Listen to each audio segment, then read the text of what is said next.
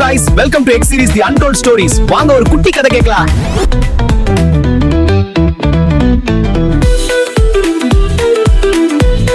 இன்னைக்கு நம்ம X சீரிஸ்ல பார்க்க போற கதை ஒரு பெரிய சம்பவம். Billions of dollars. தங்க கட்டிகள், மரகத கற்கள் அண்ட் வெள்ளி நாணயங்கள்.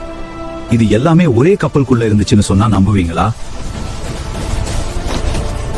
1708 ஸ்பானிஷ் எம்பையரோட சான் ஜோஸ்னு சொல்ற ஒரு கேலியன் ஷிப் செல்வ செழிப்போடு ஸ்பெயினுக்கு கிளம்புச்சு.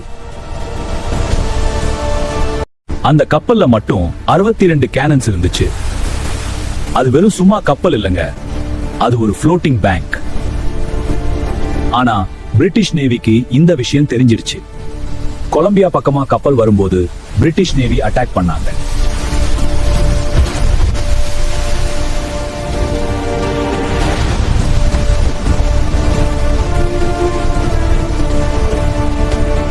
ஒரு பயங்கரமான போர் நடந்துச்சு.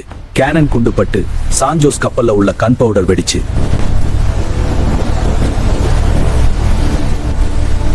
அந்த கப்பல் அப்படியே 2000 அடி ஆழத்துல மூழ்கிடுச்சு.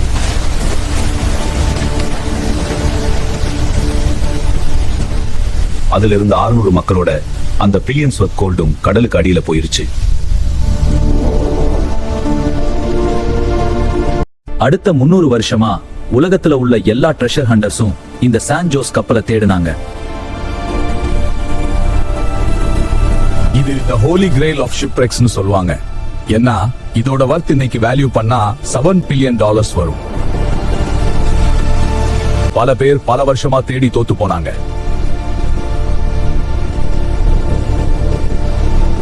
ஆனா 2015ல கொலம்பியாவோட நேவி ஒரு சீக்ரெட் மிஷன் பண்ணாங்க. மாடர்ன் டெக்னாலஜி யூஸ் பண்ணி அந்த இடத்தை கண்டுபிடிச்சாங்க. அந்த விஷுவல்ஸ பார்த்தா நீங்களே ஷாக் ஆகுவீங்க.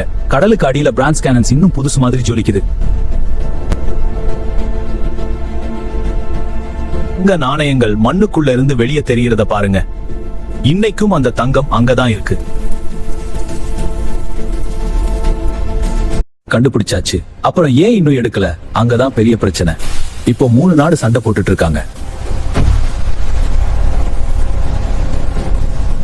ஸ்பெயின் இது எங்க கப்பல் சொல்றாங்க, கொலம்பியா இது எங்க கடலுக்குள்ள இருக்குன்னு சொல்றாங்க. 2024ல கொலம்பியா கவர்மெண்ட் ரோபோட்ஸ் மூலமா தங்கத்தை எடுக்க போறாங்க. ஆனா உள்ள இன்னும் மர்மமான விஷயம் இருக்குன்னு சொல்றாங்க. சரி காய்ஸ், மறக்காம சப்ஸ்கிரைப் பண்ணுங்க. நாளைக்கு ஒரு வித்தியாசமான கதையில பாப்போம். இது உங்க X சீரிஸ்.